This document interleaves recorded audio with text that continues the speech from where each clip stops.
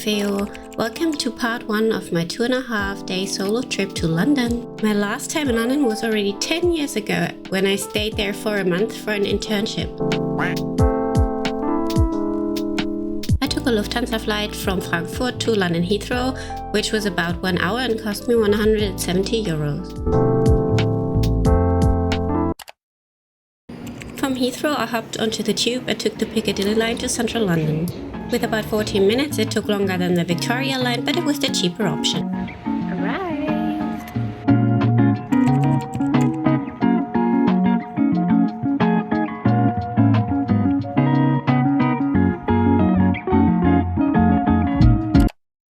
As you can see, I've just arrived in my little cute Air BnB. It's like this one room.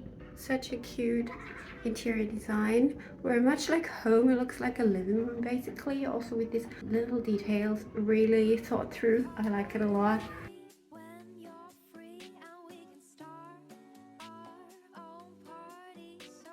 I paid 284 euros for this double room in Zone 1.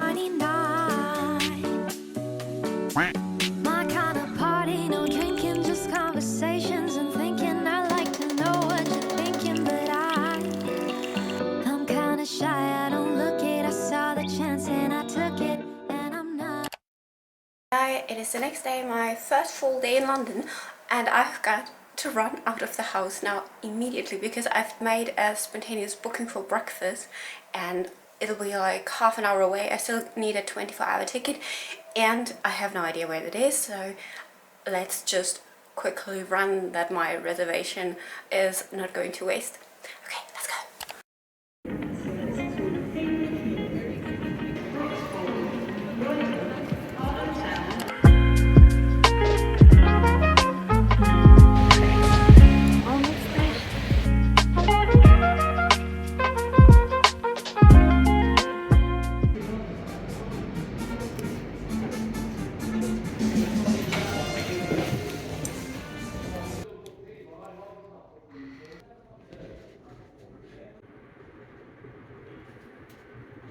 Oh my god, I can see the whole of London!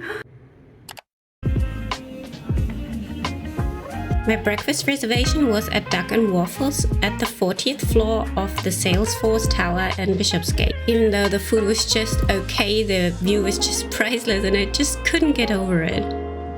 Can you spot the Tower Bridge in the back?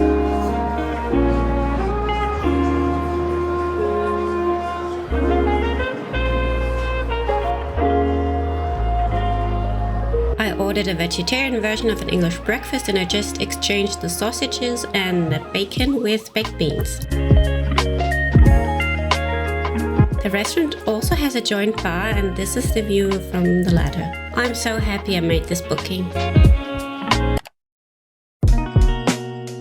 When I was back down, I made plans for my next stop.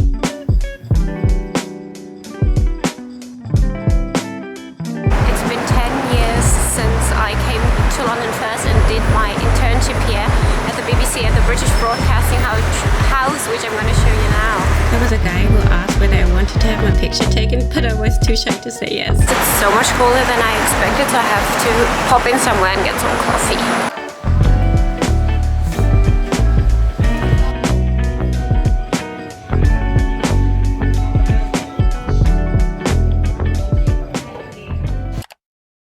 So guys, I'm heading out now again. I'm going to have lunch in Chinatown because where I'm from, I hardly get to eat any dim sum. We don't have places there, so a lot of places that sell dim sum, so I'm really craving them. Let's go.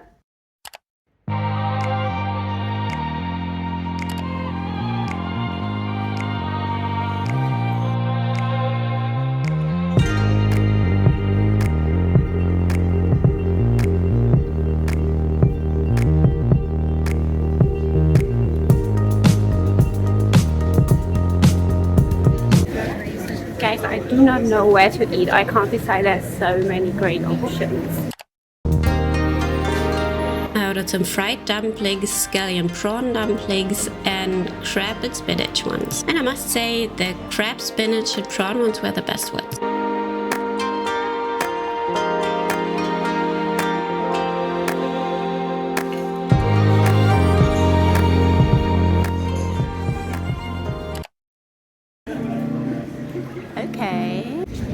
didn't want to fill my stomach so much so that I can have multiple things here in Chinatown.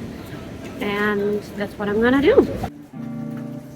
I had seen this teriyaki in so many YouTube videos, and now it was finally my turn to try them. Oh my god, I wish you would have been there because this wonderful sweet smell filled the whole street in LA. So I got them, now I need to try them out. So teriyaki is like fish-shaped sweet dough filled with hot custard, and it was just heavenly. 10 out of 10.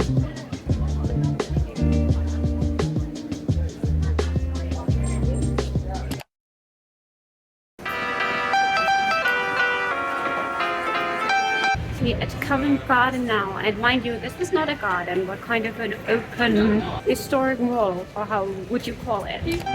Covent Garden is an open formal market and today a very popular dining and shopping place. And as you can see, it was decorated for the coronation because I was there like 2 to 3 days before the big event.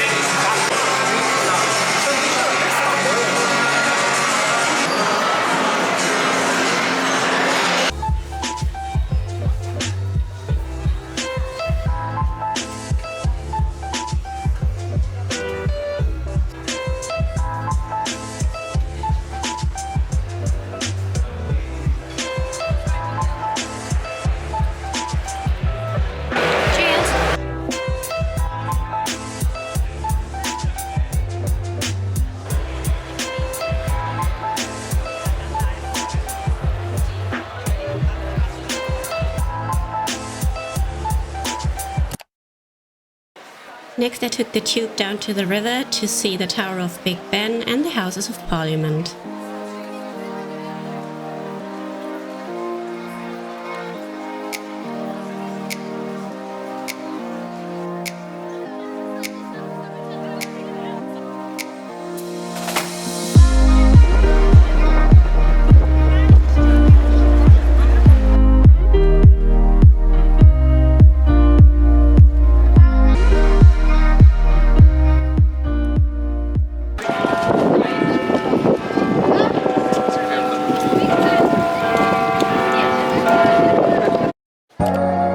Already booked my ride on the London Eye about 2 months before the trip, so my wait was only about 10 minutes. It's definitely on the pricier side, but the 360-degree view was just amazing. You can really spot all the sides.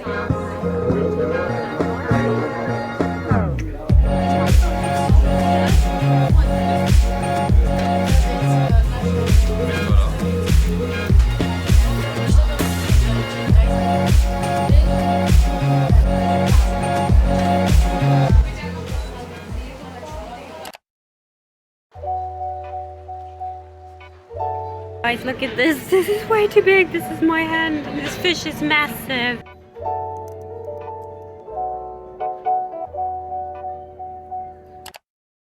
To wind down from the busy center, I decided to go to Regent's Park, which was close to my Air BnB.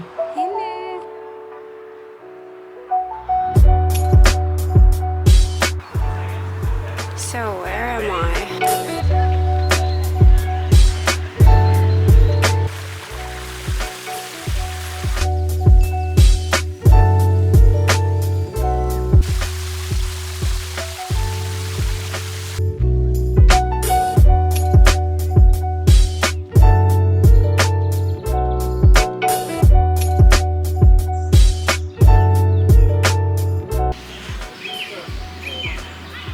Sun is out again.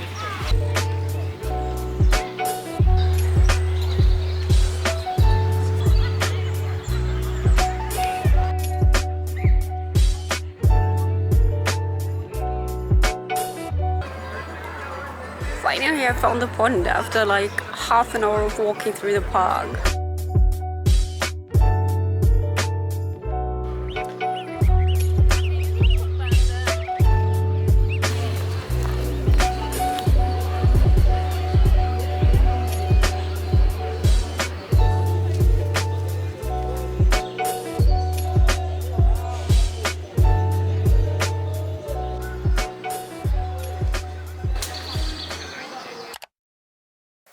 Okay, my dears, story time. I'm now back in the Airbnb, and I quickly wanted to share something that I find also very important, because I first bought a bottle of water at that store, and like an hour later I bought the fish and chips at a stall at Riverbank, and that guy that sold the fish and chips seemed to take it a bit wrongly. I was smiling, I was friendly, I was open, and then I just took my fish and chips and sat down some meters away, and then he came out, asked me whether I wanted another sauce and whether everything was fine. I said yeah, and then he said, yeah, where are you from? I said Germany. And what are you doing here? And I said, yeah, I'm on a short trip. And he said, oh yeah, that's nice, and yeah, I'm working till 10, like come afterwards. And I was like, what the heck? Like, if you make the impression you're on your own and you're friendly and open, that was enough of the assumption that I would be ready for God knows what. And I just said, yeah, sure. I just wanted to give him the impression that I was fine with it, like not to raise the suspicion that I felt uncomfortable.